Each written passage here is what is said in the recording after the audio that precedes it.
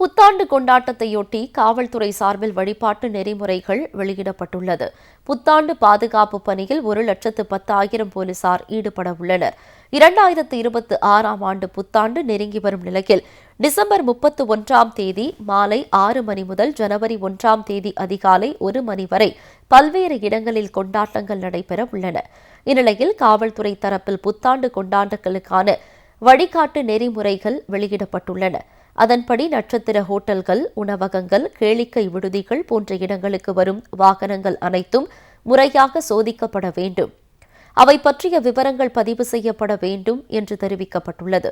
ஹோட்டல்களில் உள்ள அனைத்து நுழைவு வாயில்களிலும், நிகழ்ச்சி நடைபெறும் அரங்கிலும், விருந்து நடைபெறும் இடங்களிலும் கேமரா அமைக்கப்பட வேண்டும்.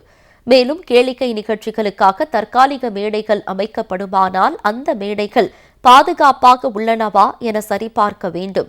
தீ அணைப்பு துறையிடமிருந்து தேவையான சான்றுகள் பெறப்பட வேண்டும்.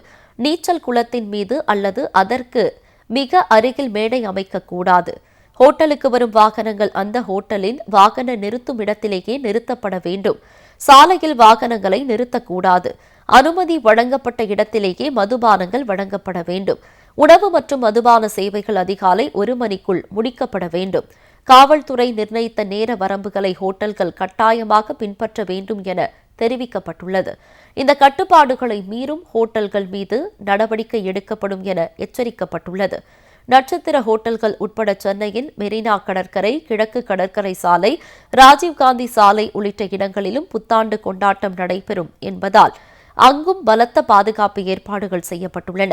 இதனிடையே புத்தாண்டு பாதுகாப்பு பணியில் 1,10,000 போலீசார் ஈடுபட உள்ளதாக தெரிவிக்கப்பட்டுள்ளது.